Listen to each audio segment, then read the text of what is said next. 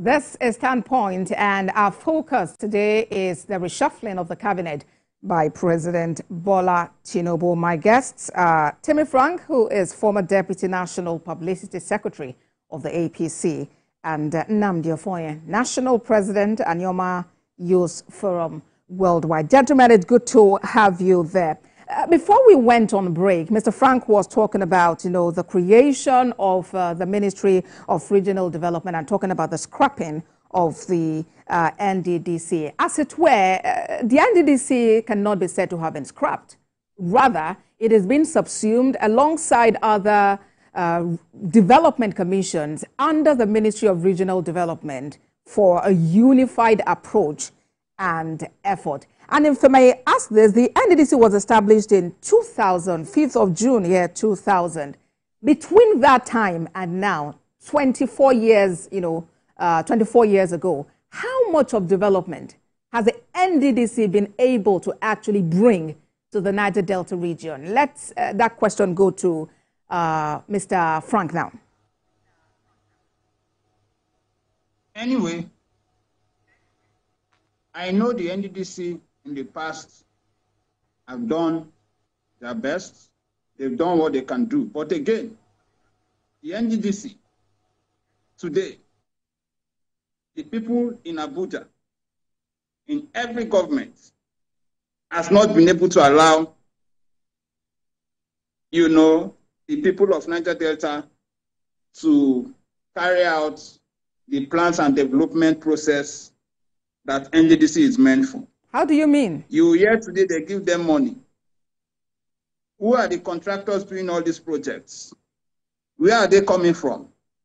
It's either coming from the presidential villa or one higher powers in Abuja. At the end of the day, we see nothing. But whether we like it or not, today we can also give credit to the NDDC for some certain things the Niger Delta people has benefited from.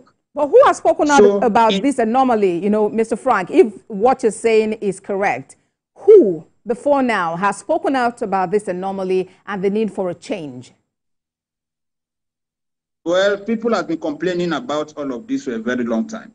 It's just because the leaders out there, because they are also part of the cash cow that NDDC has turned to for so many politicians sitting down in Abuja. So when we complain, nobody takes action on it.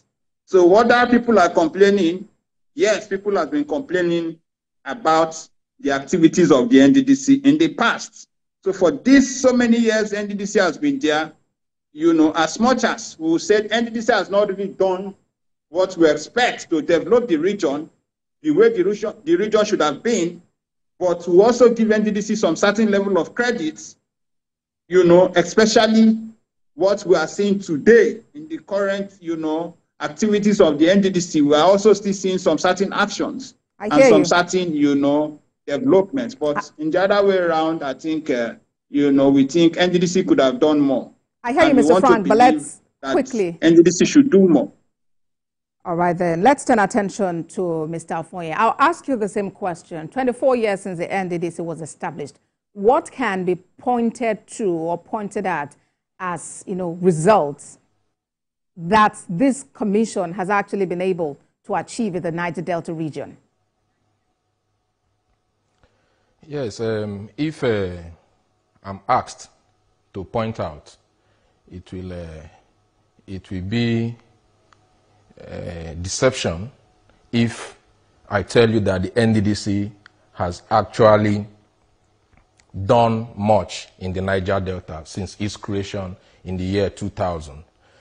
So much budget have been allocated to that commission, and when you look around, there is no signature project anywhere in the Niger Delta region.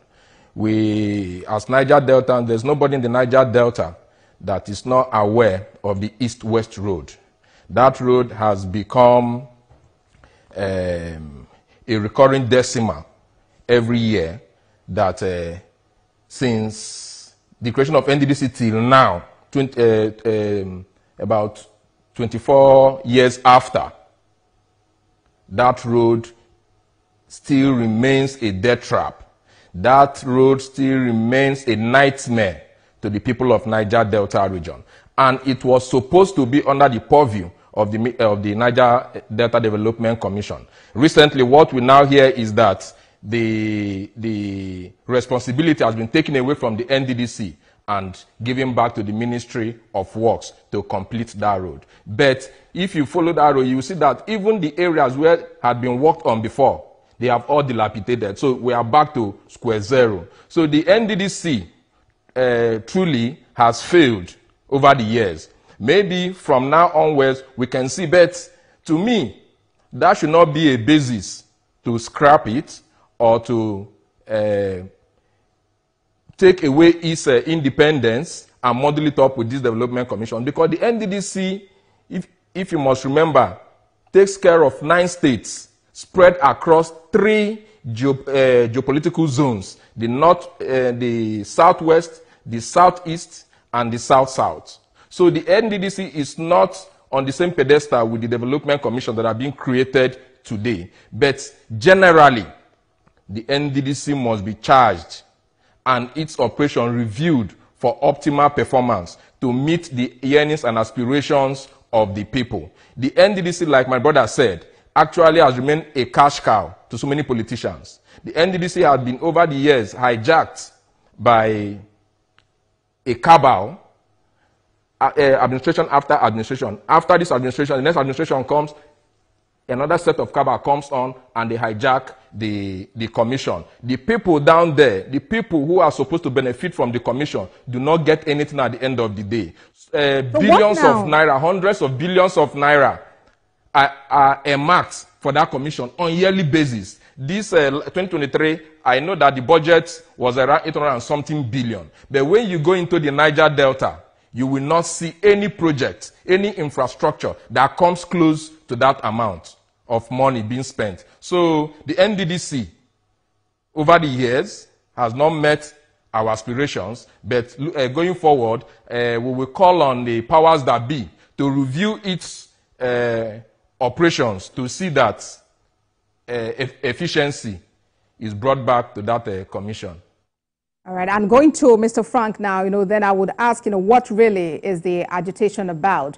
Because it does appear that, yes, the funds are being released, but the people of the Niger Delta themselves, the leadership, are they allowing the funds to be used for the purpose for which it was earmarked, to actually bring development to the people of the Niger Delta? Talk about the cleanup of the Ogoni land. Talk about different forms of projects, that the people of the Niger Delta actually need to survive.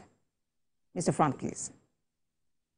I think what has kept the Niger Delta the way it is today is corruption. So many people have benefited from the process of the Niger Delta, and that is why there is so much corruption also in the region. But not relent. Some of us still believe that the government at the center should at all times pay attention to the people of the Niger Delta. They should do more. Like you've said, the Ogoni cleanup, year in, year out, every government will come and tell us one thing or the other. Till this minute, we've not seen anything. Nothing has been done with this issue of Ogoni cleanup. But I will tell you, billions upon billions upon billions has been given to interests and, individuals in government to take part in creating of the road map or road process to, to achieve the Ogoni cleanup. But up to today, so much politics is still going on in this cleanup of Ogoni. And go to so many parts of the Niger Delta today in our communities. You weep and you cry. You ask if this is the region that is producing this oil that the entire country is benefiting from. So, but there is nothing to show for. All right. So if, in your words, the NDDC, is corrupt, isn't it better then to have an oversight, which is what the Minister of Regional Development would provide? The Minister of Regional Development, for me, cannot and does not have anything to do different than enriching himself the way every other persons have done. Today, let me tell you clearly, this same minister that has been there, when he was minister for Niger Delta, what did he do? He did not also do anything. So if he's saying because they have appointed him to be, the minister for regional development, that is for his own personal business. Do you have any personal... have anything to do with the Niger Delta people. All we are saying is, give us what belongs to us. You cannot scrap that ministry of the Niger Delta, and you are creating Ministry of Livestock. And the reason why you are creating Ministry of Livestock is because you said you want to end the crisis of farmers, elders crisis in the north. Then therefore you are giving them something in the north. So if you are giving them Ministry of Livestock, we are not opposing it. I hear you, Mr. Frank, but I'm curious. Do you of Niger Delta for the people of Niger Delta? Okay, I'm curious. Do you have a personal issue with the Minister of Regional Development? Have you at any point had that? I don't even, let me tell you clearly, I don't even know him. All right, so is it about his person? Is it about his person or about the ministry and what has happened? I'm only telling you because it's not representing the interests of the Niger Delta people. It's representing his own interests. It's not doing, what has he done to bring anything meaningful since he came into this administration? So to us, he has no capacity. To us, he's not going to do anything different. So we're not going to celebrate from the Niger Delta to say they scrapped the Ministry of Niger Delta and the new Minister of the Regional Development that is there is from the Niger Delta. Therefore, we've achieved something. All right, Mr. Frank. I listened to what the minister has said. What the minister said in his speech has nothing to do with the Niger Delta. Has nothing to do with the ministry. The issue remains that the Ministry of Niger Delta has been scrapped, and we are saying reverse that position. If you are going to keep the Ministry of Livestock, then bring back the Ministry of Niger Delta. Mr. Frank, it wasn't actually scrapped. It was only subsumed under the Ministry of Regional Development. Mr. Frank, it wasn't scrapped, subsumed under the Ministry of Regional Development. Let's bring in Mr. Ofonye. Let's look at other dynamics in this reshuffling.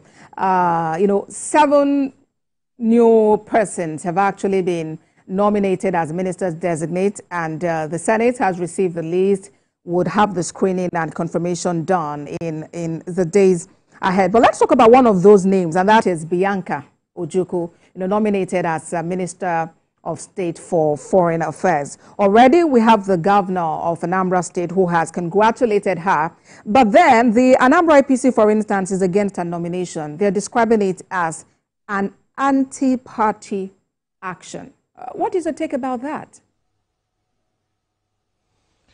Yes, the president, in his wisdom, decided to nominate the wife of the late Chukwuemeka Ojukwu in the person of Ambassador Bianca Ojukwu to take charge as the Minister of State for Foreign Affairs.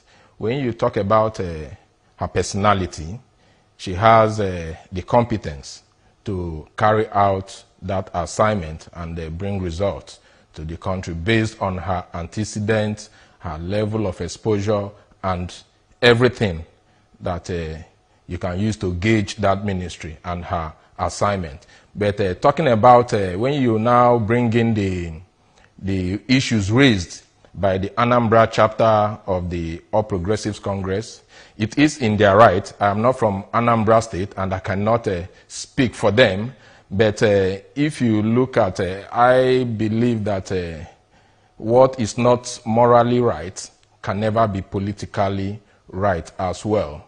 They feel that it's been one issue that so many members of the All Progressives Congress have had to swallow and most time speak up. They feel betrayed, that successive governments, especially those of the All Progressives Congress, have betrayed their trust.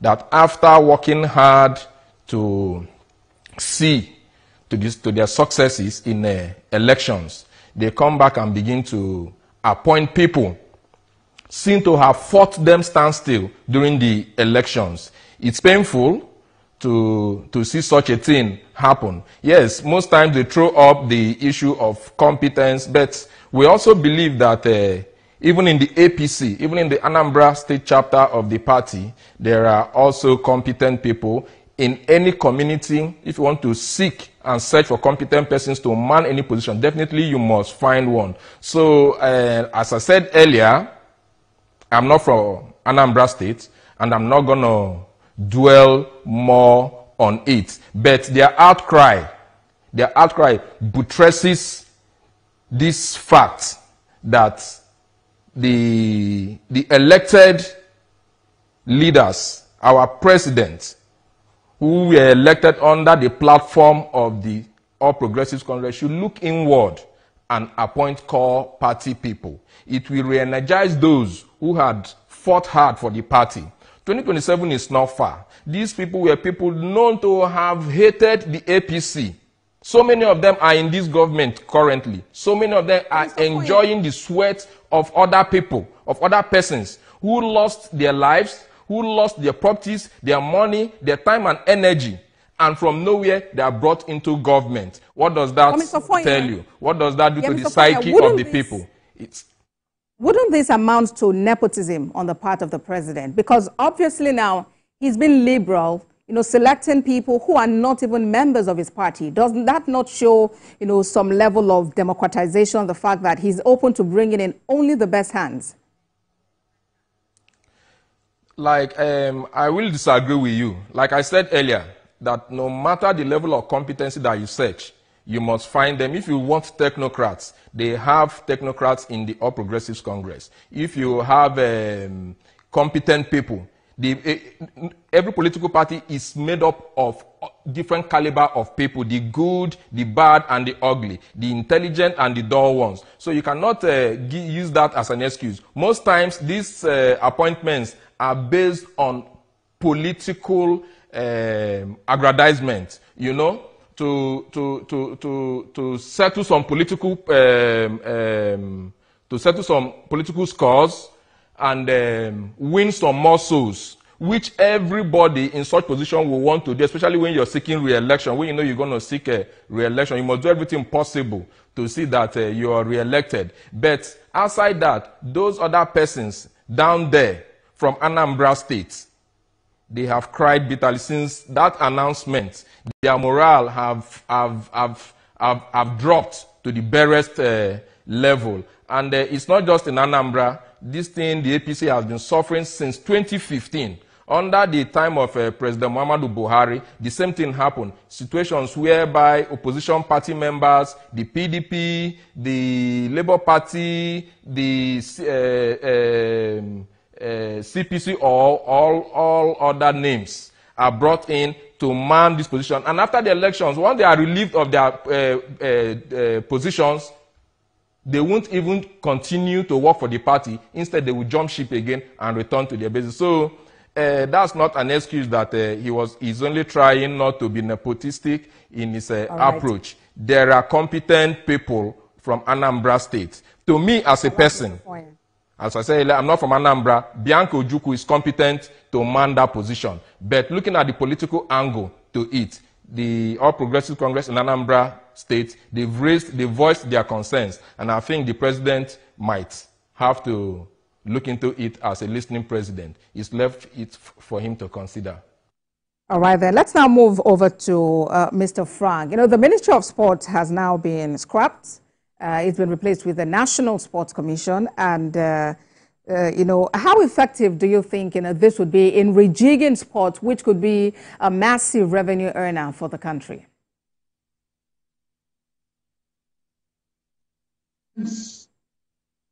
On the managers that will be in the forefront in this whole, reshufflement, especially in the Ministry of Sports and the National Sports Commission today. I think we have to bring in the best of brains within the Institute of Sports. We have to bring the best people with the knowledge and experience, because you can appoint somebody there that will go there and will not also make any impact. But you can bring somebody with experience, with somebody who is more knowledgeable that understands that sector.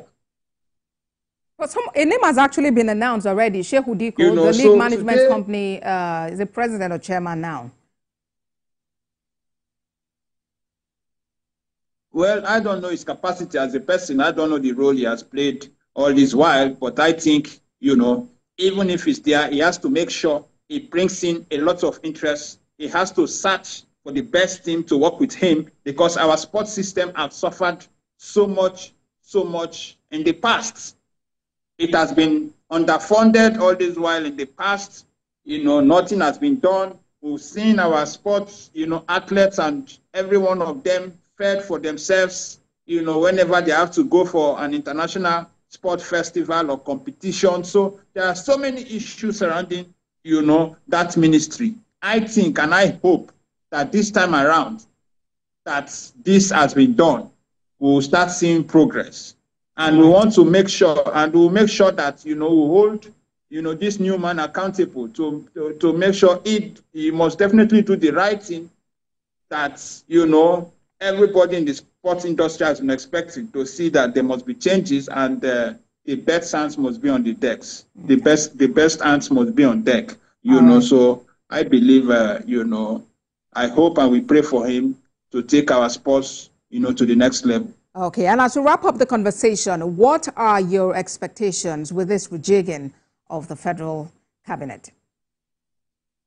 Well, my expectation remains the same. I don't think, anything new will happen, because when, like I said earlier, when you still have all the key players, that their decisions or their actions has been affecting the economy and has been affecting the country, if they are still remaining there, we are still going to get the same results. So until the president takes the right action by making sure he sacks every one of those persons that Nigerians has been calling, the minister of power is there, that Nigerians has been saying, sack your minister of power. You have your minister for finance. You have so many people that Nigerians have been saying, sack these persons. So until the president, take this action to do a proper rejigging of his cabinet, then I will tell you, we are not going to get anything new. And like my brother there was saying, one thing I believe the president should do, for God's sake, I think, is bringing a lot of anger within his party, within, people who have worked for him. If you watch today, I believe the president has his right to appoint who he wants to appoint and who he likes to appoint. But again, the president should be able to know how to reward loyalty to those who have sacrificed for him to be president of Nigeria. I hear you, For Mr. example, Frank. when Nigerians were thinking... Yes, I hear you. Let's quickly get the position of Mr. Ofoye as well as we wrap up the show. What are your expectations with this shake-up that's taken place? Yes, it is expected that we will see a new lease of life in these affected ministries, because those that were dropped because they did not meet up with the standard that the president had set. So we believe that these new people that were brought in are going to up the games, but at the same time, there are also some persons, there are also some ministers who ought to go. And like I said earlier on, let's also watch them. And thank God with this level now, Nigerians have now been told that they can even begin to pinpoint these people, these ministers, those performing and those that are underperforming, and begin to call out their names for the president to take note. It is a good one for me that based on this step that the president has taken, to show that, yes, I'm watching all of you. Those that underperform will have to go, and those that perform will stay. So let's see how things will play out in the coming, from now till early next year. We should be expecting some kind of a shake-up again, and definitely we will then begin to see changes. All right, Mr. Ofoye. Thank you very much, gentlemen, for being a part of the program. Former Deputy National Publicity Secretary of the APC, Timmy Frank, and National President and Yoma Youth Forum Worldwide, Nnamdi Ofoye. Gentlemen, it's so good to have you on the show today. Thank you. Well, that is Standpoints this week. Remember, you can watch the repeat broadcast at 11 p.m. That's today, and 5 a.m. on Sunday. Thank you for watching. I am Abosidi Adeniraduremi. Bye for now.